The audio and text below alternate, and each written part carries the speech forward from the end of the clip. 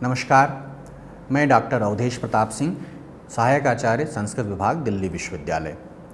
प्रिय छात्रों, इंदिरा गांधी राष्ट्रीय मुक्त विश्वविद्यालय के एमए संस्कृत पाठ्यक्रम के कोर्स कोड MSK 003, जिसका नाम है दर्शन, न्याय, वेदांत, सांख्य एवं मीमांसा, इसके प्रथम खंड भारतीय दर्शन के अंतर्गत सांख्य दर्शन पर आज हम चर्चा करेंगे।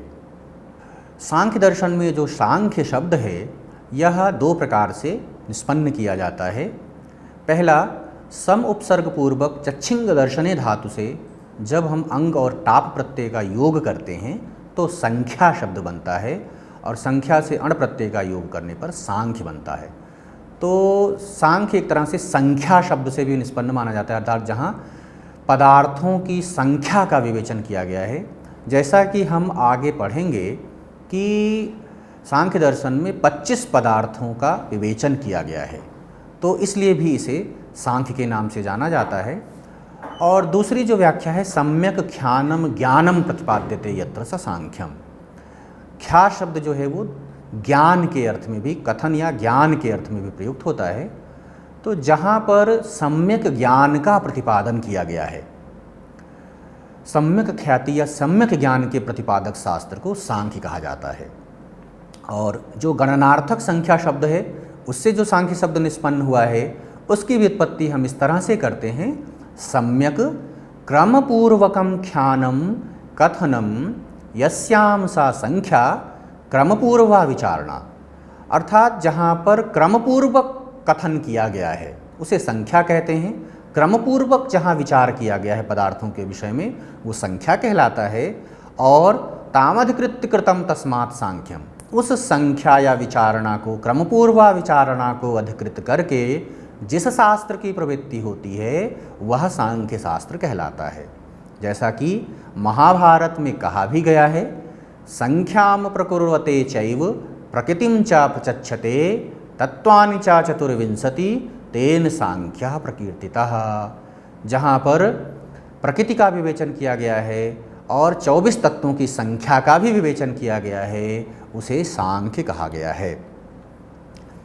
सांख्य दर्शन की परंपरा पर यदि हम चर्चा करें तो हम यह पाते हैं कि सांख्य दर्शन के जो सिद्धांत हैं वे हमें बीज रूप में वैदिक वांग्मय में, ऋग्वेद के कतिपय मंत्रों में, उसके अलावा परवर्ती उपनिषदों में, जिनमें मुख्य रूप से छांदोग्य उपनिषद, श्वेताश्वतर उपनिषद महत्वपूर्ण है, इसके अतिरिक्त श्रीमद् भागवत पुराण में, महाभारत में, चरक संहिता में, मनुस्मृति में, वायु पुराण आदि ग्रंथों में सांख्य दर्शन के सिद्धांत बीज रूप से उपलब्ध होते हैं।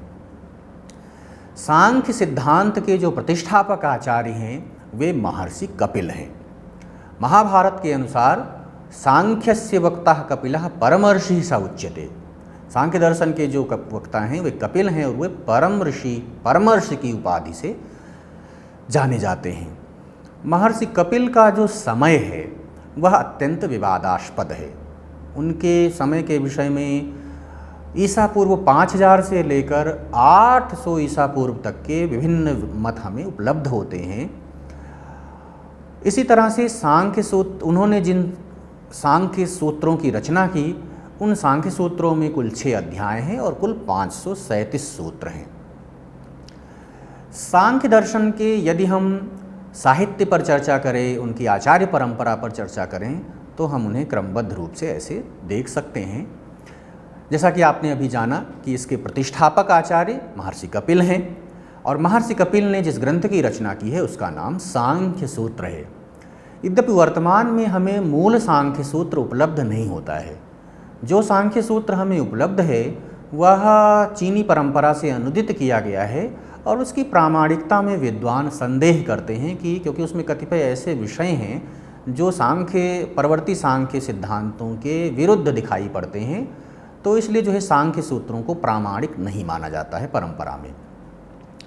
सांख्य दर्शन का जो सर्वाधिक प्रामाणिक ग्रंथ है जिसके आधार पर परवर्ती काल में सांख्य सिद्धांतों का विकास हुआ है वह है सांख्य कारिका। सांख्य कारिका की रचना ईश्वर कृष्ण ने की है और उनका समय 3री से 5वीं शताब्दी के मध्य का है। सांख्य कारिका की प्रसिद्धि इतनी है कि इस पर अनेक टीका और भाष्य ग्रंथों की, व्याख्या ग्रंथों की रचना की गई है। 2 प्रमुख टीका ग्रंथ महत्वपूर्ण हैं सांख्य कारिका को समझने के लिए। पहला है आचार्य माठर की माठर वृत्ति और दूसरा है आचार्य वाचस्पति मिश्र की सांख्य तत्व कौमुदी।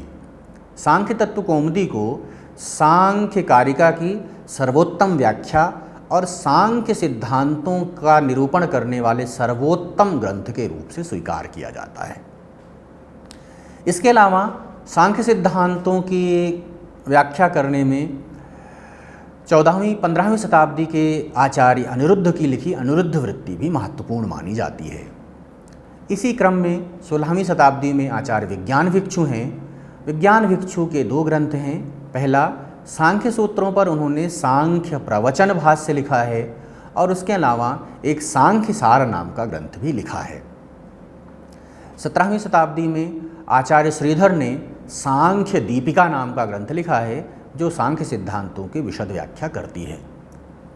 17वीं शताब्दी के ही एक प्रमुख आचार्य हैं रघुनाथ तर्कवागीश। रघुनाथ तर्कवागीश ने सांख्य परंपरा में सांख्य तत्व विलास नाम का ग्रंथ लिखा है। प्रसिद्ध वैयाकरण नागोजी भट्ट ने भी, जो 18वीं शताब्दी के आचार्य हैं, उन्होंने सांख्य परंपरा में लघु सांख्य वृत्ति नाम का एक ग्रंथ लिखा है। और आधुनिक व्याख्याकारों में 20वीं शताब्दी में एक प्रमुख सांख्याचार्य हैं कृष्ण वल्लभाचार्य, जिन्होंने वाचस्पति मिश्र की सांख्य तत्व कौमुदी पर किरणावली नाम से टीका लिखी है जो अत्यधिक महत्वपूर्ण है। छात्रों, अब हम सांख्य दर्शन के कतिपय महत्वपूर्ण सिद्धांतों पर चर्चा करते हैं। सबसे पहले हम तत्व मीमांसा की चर्चा करते हैं। तो सांख्य दर्शन क्या है? यह द्वैतवादी दर्शन है। इसमें प्रकृति और पुरुष, इन 2 मूल तत्वों को स्वीकार किया गया है। एक तत्व है प्रकृति मूल तत्व और दूसरा है पुरुष तत्व। प्रकृति जो है वह अचेतन है और त्रिगुणात्मिका है, सत्व रजस और तमस की साम्यावस्था है और उसी प्रकृति से यह समस्त जगत उत्पन्न होता है। जो सृष्टि प्रक्रिया है वह प्रकृति से प्रारंभ होती है, जिसका हम आगे विश्लेषण करेंगे। सांख्य दर्शन में प्रकृति की सत्ता को 5 हेतुओं से सिद्ध किया जाता है। भेदानाम परिमाणात् समन्वयात् शक्तितः प्रवृत्तेश्च कारण कार्य विभागात् अविभागात् वैश्वरूपस्य। जो कार्य हैं उनमें परिमाण हेतु से, समन्वय हेतु से, शक्तितः प्रवृत्ति हेतु से, कारण कार्य के विभाग और अविभाग के रूप से प्रकृति तत्व की सत्ता को सिद्ध की जाती है। और यह जो प्रकृति है त्रिगुणात्मक है और यही जगत के रूप में गुणों का आश्रय लेते हुए, हर एक गुण का आश्रय लेते हुए कार्य के रूप से परिणत हो जाती है। दूसरी सत्ता है पुरुष, जो चेतन तत्व है। लोक में हम देखते हैं कि हमें 2 तरह के पदार्थों की स्थूलता से अनुभूति होती है। एक जड़ पदार्थ है, जैसे नदी, पर्वत, समुद्र, घटपट इत्यादि पदार्थ जो जड़ हैं, और दूसरा है चैतन्य तत्व, जो हम अपने भीतर चैतन्य की अनुभूति करते हैं। तो जो जड़ पदार्थ है वह प्रकृति तत्व है और जो चेतन पदार्थ है उसी को पुरुष कहा जाता है। इसी को हम आत्मा नाम से भी कह सकते हैं। अन्य दर्शनों में जिसे आत्मा कहा गया है, सांख्य दर्शन में उसी को पुरुष कहा जाता है। पुरुष क्या है? विशुद्ध चेतन है, निर्गुण है, केवली है, उदासीन है, मध्यस्थ है। सांख्य दर्शन में पुरुष की सत्ता को भी हेतुओं के द्वारा सिद्ध किया गया है। सांख्य कारिकाकार का कहना है संघात परार्थत्वात् त्रिगुणादि विपर्याद अधिष्ठानात् पुरुषः स्त्रीभोक्तृभावात् कैवल्यार्थम प्रवृत्तेश्च। जितने भी जड़ पदार्थ हैं वे सभी क्या हैं? परस्पर संघात से निर्मित हुए हैं। ठीक है, जैसे मकान है, घर है, तो ये क्या है? ईंट, सीमेंट, बालू, सरिया इत्यादि पदार्थों के संघात से बनता है। लेकिन इस घर का उपयोग कौन करता है? ये घर किसके लिए है? तो हम पाते हैं कि वह किसी चेतन सत्ता के लिए होता है। तो इस तरह से संसार में जितने भी संघात हैं वे अपने लिए ना होकर किसी दूसरे के लिए, अन्य के लिए हैं, परार्थ हैं, और वो जो परार्थ सत्ता है वही पुरुष तत्व कहलाता है। इसके अलावा जो सत्वरजस तमस त्रिगुण हैं, उन त्रिगुण का विपर्य जहाँ पाया जाता है वह भी पुरुष तत्व है। और जो समस्त पदार्थों का अधिष्ठाता होता है, जिसके अधिष्ठान में पदार्थ का व्यवहार होता है, उससे भी पुरुष तत्व की सिद्धि होती है। पदार्थों का भोग करने वाला जो है वह पुरुष है, और दुख होने पर उस दुख की निवृत्ति के लिए या कैवल्य के लिए जो प्रयास करता है, उससे भी पुरुष या चेतन तत्व की सत्ता सिद्ध होती है। सांख्य दर्शन में पुरुष को संख्या में अनंत माना गया है, और इसलिए इसकी सिद्धि के लिए सांख्यकारिकाकार कारण बताते हैं। जनन मरण करणानाम प्रतिनियमाद अयुगपथ प्रवृत्तिश्चा पुरुष बहुत्वम सिद्धम त्रैगुण्य विपर्याच्यो। जो जन्म मरण और इंद्रियों की व्यवस्था है, ठीक है, एक प्राणी जन्म लेता है तो हम देखते हैं दूसरे प्राणी की मृत्यु है, फिर इंद्रियों का जो व्यवहार हो रहा है, इनमें जो परस्पर नियम पाया जा रहा है, अलग अलग व्यवहार है, उसके कारण अनंत या असंख्य पुरुषों की सत्ता सिद्ध होती है। इसके अलावा अयुगपथ प्रवृत्ति और त्रिगुण विपर्य हेतु से भी पुरुष बहुत्व की सिद्धि होती है। अगला सिद्धांत है सृष्टि प्रक्रिया। सृष्टि प्रक्रिया में सांख्य दर्शन के अनुसार प्रकृति जगत का मूल कारण है, और उससे 24 तत्वों की उत्पत्ति होती है। प्रकृति से महत उत्पन्न होता है, जिसे बुद्धि नाम से भी जाना जाता है। महत से अहंकार उत्पन्न होता है। अहंकार से 16 तत्व उत्पन्न होते हैं। 16 तत्व जिनमें 11 इंद्रियां हैं और 5 तन्मात्राएं हैं। 11 इंद्रियों में 5 ज्ञानेंद्रियां, चक्षु, श्रोत, रसना, त्वक और घ्राण। 5 कर्मेंद्रियां, वाक, पाणि, पाद, पायु और उपस्थ, और उसके अलावा मन। ये 11 इंद्रियां और 5 तन्मात्राएं हैं, शब्द, स्पर्श, रूप, रस और गंध। ये अहंकार से उत्पन्न होते हैं, और इन्हीं 5 तन्मात्राओं से पंचभूतों की उत्पत्ति होती है, आकाश, वायु, तेज, जल और पृथ्वी। इस तरह से प्रकृति से कुल 24 पदार्थ इस क्रम से उत्पन्न होते हैं। तो सांख्य दर्शन में कुल तत्वों की संख्या क्या है? 25 तत्व हैं। प्रकृति, महत, अहंकार, चक्षु, श्रोत, रसना, त्वक, घ्राण, वाक, पाणि, पाद, पायु, उपस्थ, मन, शब्द, स्पर्श, रूप, रस, गंध, आकाश, वायु, तेज, जल, पृथ्वी और पुरुष। सूक्ष्म शरीर एक महत्वपूर्ण सिद्धांत है। प्राणी जब कोई कर्म करता है तो उससे उसे फल की प्राप्ति होती है। इन कर्मफलों के उपभोग के लिए तथा विभिन्न योनियों में संसरण की व्यवस्था को बनाए रखने के लिए सांख्य दर्शन में सूक्ष्म शरीर को स्वीकार किया जाता है, और यह सूक्ष्म शरीर 18 अवयवों से निर्मित होता है। जैसा कि कारिकाकार का कहना है, पूर्वोत्पन्नम नियतम महदादि सूक्ष्म पर्यंतम संसरत निरूपभोगम भावैः अधिवासितम लिंगम। सूक्ष्म शरीर के जो 18 अवयव हैं वो इस प्रकार हैं: महत, अहंकार, मन, चक्षु, श्रोत, रसना, त्वक, घ्राण, वाक, पाणि, पाद, पायु, उपस्थ, शब्द, स्पर्श, रूप, रस और गंध। अर्थात जो त्रिविध अंतःकरण है, यानी बुद्धि, अहंकार और मन, उसके अलावा 5 ज्ञानेंद्रियां, 5 कर्मेंद्रियां और 5 तन्मात्राओं से मिलकर सूक्ष्म शरीर की निर्मिति होती है। और यह सूक्ष्म शरीर ही विभिन्न योनियों में जब तक कि हमें मुक्ति प्राप्त नहीं हो जाती है तब तक वह संसरण करता रहता है। अगला सिद्धांत है गुणत्रय का। सांख्य दर्शन के अनुसार प्रकृति क्या है? त्रिगुणात्मिका है, और उसी त्रिगुणात्मिका प्रकृति से सृष्टि की उत्पत्ति होती है। तो ये जो त्रिगुण हैं वे हैं सत्व, रजस और तमस। सत्व, रजस और तमस का जो स्वरूप है वो इस प्रकार है। सत्वगुण क्या है? लघु और प्रकाशक होता है, हल्का होता है और पदार्थों को प्रकाशित करता है। जो रजस गुण है वह चंचल होता है, उपष्टंभक होता है। जो प्रवृत्ति आप देखते हैं, जो क्रिया आप देखते हैं, उस क्रिया का जो नियामक गुण है वो रजस गुण होता है। और तीसरा गुण है तमस। तमस क्या है? यह अवरोधक गुण होता है। जब पदार्थ में क्रिया हो रही होती है, गति हो रही होती है, तो उसको निरुद्ध करने वाला जो गुण होता है उसे तमस नाम का गुण कहते हैं। एक ही सत्ता में, एक ही अस्तित्व में ये तीनों गुण विद्यमान रहते हैं, और परस्पर दीपक की भांति एक दूसरे की सहायता करते हुए व्यवहार करते हैं। सत्वगुण जो है वह प्रीति स्वभाव वाला है, सुख स्वभाव वाला है। जहाँ हमें पदार्थ की लब्धि होकर सुख मिलता है, अहम सुखी ऐसी अनुभूति होती है, तो उस अनुभूति का जो कारणभूत गुण है वो सत्वगुण है। इसी तरह से दुख का जो नियामक गुण है, दुख की अनुभूति के लिए रजस गुण है, और जो मोहात्मक अनुभूति होती है, मोह या विषाद की अनुभूति होती है, वह तमस गुण का कार्य है।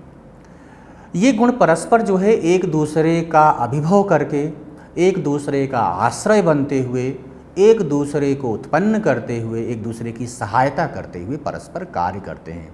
जैसे एक ही दीपक में लौ होती है, बत्ती होती है और तैल होता है। यद्यपि ये तीनों परस्पर विपरीत धर्मों के हैं, लेकिन फिर भी प्रकाश रूप कार्य के लिए आपस में मिलकर कार्य करते हैं। वैसे ही सत्व, रजस और तमस ये विभिन्न स्वभाव वाले हैं, किंतु पुरुष के अपवर्ग और भोग की सिद्धि के लिए, पुरुषार्थ की सिद्धि के लिए ये परस्पर मिलकर कार्य करते हैं। अगला सिद्धांत है सत्कार्यवाद। सत्कार्यवाद सांख्य दर्शन का एक अत्यंत महत्वपूर्ण सिद्धांत है। यह कार्य कारण का सिद्धांत है। हम सभी ये जानते हैं कि जब भी लोक में किसी कार्य की उत्पत्ति होती है, तो कार्य की उत्पत्ति हमेशा किसी कारण की सहायता से होती है, कारण के द्वारा ही होती है। अब ये जिज्ञासा होती है कि कारण से जो कार्य उत्पन्न होता है, जैसे मृदा से घट उत्पन्न होता है या दूध से दही उत्पन्न होता है, तो ये जो कार्य है क्या अपने कारण में पहले से रहता है अथवा नहीं रहता है। तो सांख्य दर्शन का ये मानना है कि कार्य अपने कारण में पहले से विद्यमान रहता है, सूक्ष्म रूप से वह अपने कारण में पहले से रहता है। अर्थात वो ये कह रहे हैं कार्यम कारणे सत्। कार्य क्या है? कारण रूप से सत होता है। इसी को सत्कार्यवाद कहते हैं। कार्य अपने कारण में विद्यमान रहता है, पहले से रहता है। जब हम क्रिया करते हैं, कारण व्यापार करते हैं, तो कार्य क्या है? वह अभिव्यक्त हो जाता है, प्रकट हो जाता है। सत्कार्यवाद की सिद्धि के लिए सांख्य कारिका में 5 हेतु दिए गए हैं। असद अकरणाद, उपादान ग्रहणात्, सर्वसंभवाभावात्, शक्तस्य शक्य करणात्, कारण भावाच्च सत्कार्यम। अर्थात जो कार्य असत है, अपने कारण में पहले से नहीं है, सांख्य का कहना है कि उसको तो कभी भी उत्पन्न ही नहीं किया जा सकता है। अगर तिल में तैल ना हो, मृदा में घट ना हो, तो आप कितना भी प्रयास कर लें, कभी भी मृदा से घट नहीं बना सकते हैं, दूध से दही नहीं बना सकते हैं। लेकिन हम ये देखते हैं कि एक निश्चित कार्य की उत्पत्ति एक निश्चित कारण से ही होती है। इसलिए आपको यह मानना पड़ता है कि कार्य अपने कारण में पहले से विद्यमान रहता है। इसी तरह से उपादान ग्रहण का जो हेतु है, जब भी किसी कर्ता को कोई कार्य करना होता है, तो हम क्या है, उसकी जो उपादान सामग्री है उसी का ग्रहण करते हैं। ठीक है, जैसे हमें यदि चाय बनानी हुई तो हम क्या है, दूध का, चीनी का और चाय पत्ती का ग्रहण करते हैं। इससे भी यह सिद्ध होता है कि जो चाय नाम का कार्य है वह उन्हीं कारणों में रहता है, नहीं तो हम उनका ग्रहण क्यों कर रहे होते। तो ये जो हेतु हैं, इन हेतुओं से यह सिद्ध होता है कि कार्य की जो सत्ता है वह अपने कारण में पहले से ही है। कार्य कोई नूतन उत्पत्ति नहीं है। कार्य क्या है? बस अभिव्यक्ति है। मृदा में घट या दूध में दही पहले से है, और जब हम कारण व्यापार करते हैं तो वो प्रकट हो जाता है। सांख्य दर्शन के सिद्धांतों में ज्ञान मीमांसा का सिद्धांत हम देखें तो सांख्य दर्शन में 3 प्रमाण स्वीकार किए जाते हैं: प्रत्यक्ष, अनुमान और आगम। प्रत्यक्ष प्रमाण का स्वरूप है प्रतिविषयाध्यवसायो दृष्टम। प्रत्यक्ष को सांख्य दर्शन में दृष्ट प्रमाण के नाम से भी जाना जाता है। प्रतिविषय शब्द का अर्थ है इंद्रिय और अर्थ का सन्निकर्ष। जब भी हमारी इंद्रिय किसी विषय के साथ सन्निकृष्ट होती है, तो विषय का सन्निकर्ष होने पर जो निश्चयात्मक ज्ञान होता है, उस निश्चयात्मक ज्ञान को प्रत्यक्ष प्रमाण कहते हैं। जैसे हमने अपनी चक्षुरिंद्रिय से पुस्तक को देखा, तो चक्षुरिंद्रिय क्या है?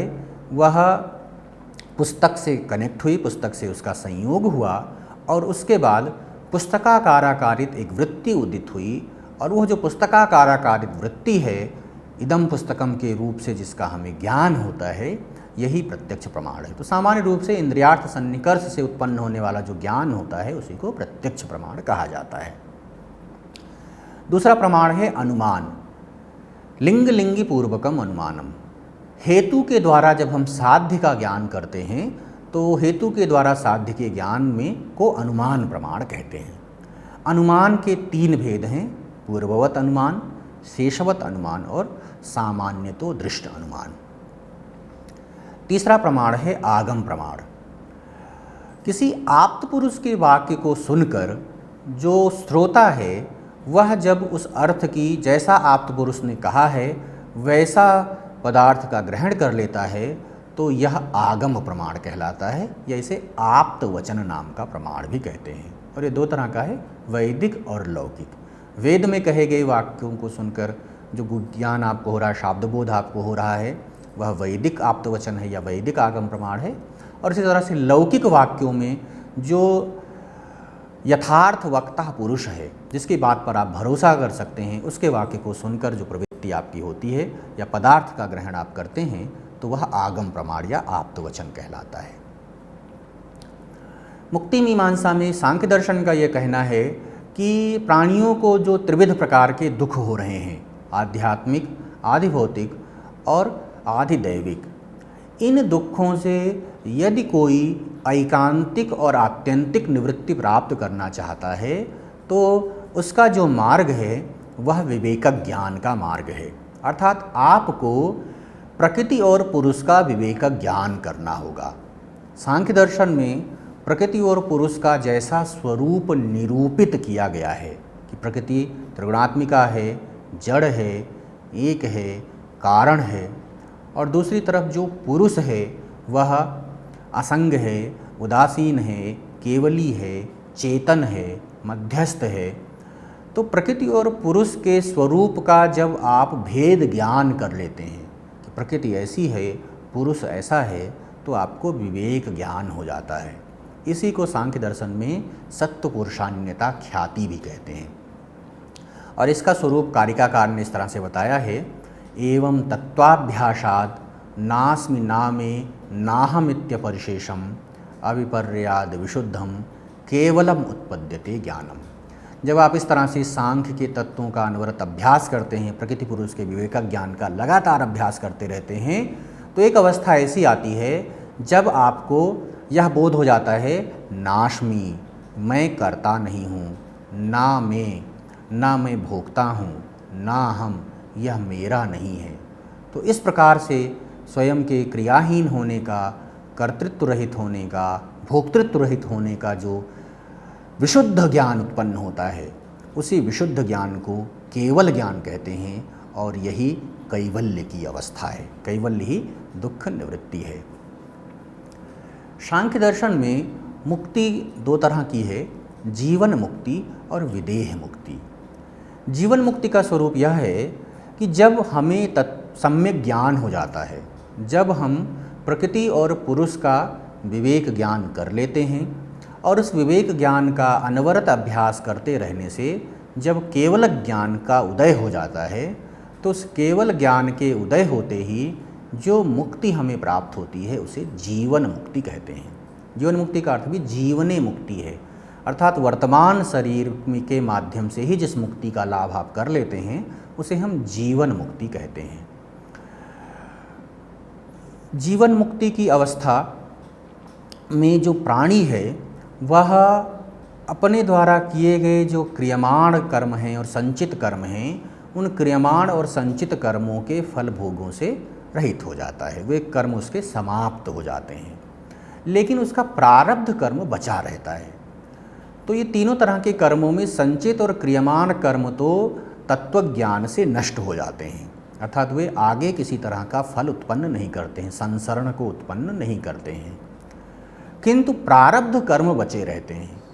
और प्रारब्ध कर्मों का स्वरूप यह है कि इन कर्मों को किसी ज्ञान से, भक्ति से अथवा कर्म से समाप्त नहीं किया जा सकता।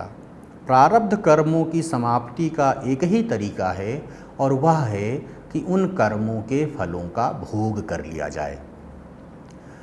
तो जो जीवन मुक्त पुरुष है या जीवन मुक्ति की अवस्था में केवल ज्ञान होने के बाद जो शरीर के बने रहने तक हमारा जो वर्तमान स्थूल शरीर है यह प्रारब्ध कर्मों के भोग तक बना रहता है, और एक समय ऐसा आता है जब हमारे प्रारब्ध कर्म समाप्त हो जाते हैं, हम संपूर्ण प्रारब्ध कर्मों का भोग कर लेते हैं, तो हमारा वर्तमान शरीर स्थूल शरीर क्या है, नष्ट हो जाता है, और तब जो मुक्ति आपको प्राप्त होती है उसे विदेह मुक्ति कहा जाता है, देह समाप्ति पर होने वाली मुक्ति। तो तत्व ज्ञान से या केवल ज्ञान से लेकर और शरीर समाप्ति के मध्य की जो मुक्ति है, वर्तमान शरीर के मध्य की जो मुक्ति है वह जीवन मुक्ति है, और शरीर समाप्ति के बाद जिस मुक्ति की अनुभूति होती है, जो ऐकांतिक और आत्यंतिक दुखनाश का आपको अनुभव होता है, वह विदेह मुक्ति के नाम से जाना जाता है। तो छात्रों, इस तरह से हमने आज सांख्य दर्शन के सिद्धांतों के विषय में, सांख्य दर्शन के विषय में चर्चा की। आपने आज जो पढ़ा, जिस पर हमने विचार किया, प्रमुख रूप से सांख्य दर्शन के सिद्धांत क्या हैं, तो हमने जाना कि सांख्य एक द्वैतवादी दर्शन है जिसमें दो मूल तत्व हैं, प्रकृति और पुरुष। सांख्य दर्शन में तत्वों की संख्या 25 है, प्रकृति और पुरुष दो मूल तत्व हैं। उसके अलावा प्रकृति से 24 प्रकार के पदार्थ उत्पन्न होते हैं महद इत्यादि के क्रम से। तो ये 25 प्रमेय तत्व हैं। इन 25 प्रमेय तत्वों के ज्ञान के लिए 3 प्रकार के प्रमाण सांख्य शास्त्र में बताए गए हैं, प्रत्यक्ष प्रमाण, अनुमान प्रमाण और आगम प्रमाण। जब कोई साधक इन 3 प्रमाणों या प्रमाणों की सहायता से इन प्रमेयों को जान लेता है, विशेषतः वह प्रकृति और पुरुष के विवेक को जान लेता है, अर्थात प्रकृति और पुरुष का भेदक धर्म क्या है, प्रकृति पुरुष से किस प्रकार भिन्न है या पुरुष प्रकृति से किस प्रकार भिन्न है, तो इसे ही विवेक ख्याति कहा जाता है। और विवेक ख्याति के बाद आपको केवल ज्ञान की प्राप्ति हो जाती है। इसके अलावा सांख्य दर्शन के कुछ और विशिष्ट सिद्धांत भी हमने आज जाने, जैसे सृष्टि प्रक्रिया के विषय में हमने जाना कि किस तरह से प्रकृति से 24 तत्वों की उत्पत्ति महदादि के क्रम से होती है। प्रकृतेर्महत् ततो अहंकारः तस्माच्च षोडशका गणः तस्मादपि षोडशकात् पंचभ्यः पंचभूतानि। इस क्रम से हमने सृष्टि प्रक्रिया के विषय में जाना। फिर हमने सूक्ष्म शरीर के विषय में पढ़ा। सांख्य दर्शन में सूक्ष्म शरीर को स्वीकार किया जाता है जो प्रत्येक स्थूल शरीर में विद्यमान रहता है, और उसी सूक्ष्म शरीर से प्राणी का संसरण होता है। वह सूक्ष्म शरीर 18 अवयवों से मिलकर बना हुआ है। उन अवयवों के विषय में हमने जाना। फिर हमने उनके कार्यकारण सिद्धांत के विषय में जाना, सत्कार्यवाद के विषय में, जो मुख्य रूप से यह कहता है कि कार्य अपने कारण में विद्यमान रहता है, सत रहता है, और सत्कार्यवाद की सिद्धि के लिए उन्होंने जो हेतु दिए हैं उन हेतुओं के विषय में जाना। फिर हमने उनकी जो मुक्ति मीमांसा है, मुक्ति की अनुभूति या कैवल्य की अनुभूति कैसे होती है, और मुक्ति के जो 2 विभाग हैं, जीवन मुक्ति और विदेह मुक्ति के रूप से, उनके स्वरूप से भी हमारा परिचय हुआ। तो प्रिय छात्रों, मैं आशा करता हूँ कि इस चर्चा से आपको लाभ हुआ होगा, सांख्य दर्शन के सिद्धांतों के से आपका परिचय हुआ होगा। और यदि आप इन सिद्धांतों के विषय में या सांख्य के और विचारों के विषय में विशेष रूप से जानना चाहते हैं तो आप मुझे फ़ोन के द्वारा या ईमेल के द्वारा संपर्क कर सकते हैं। इसी के साथ आप सभी का बहुत बहुत धन्यवाद। नमस्कार।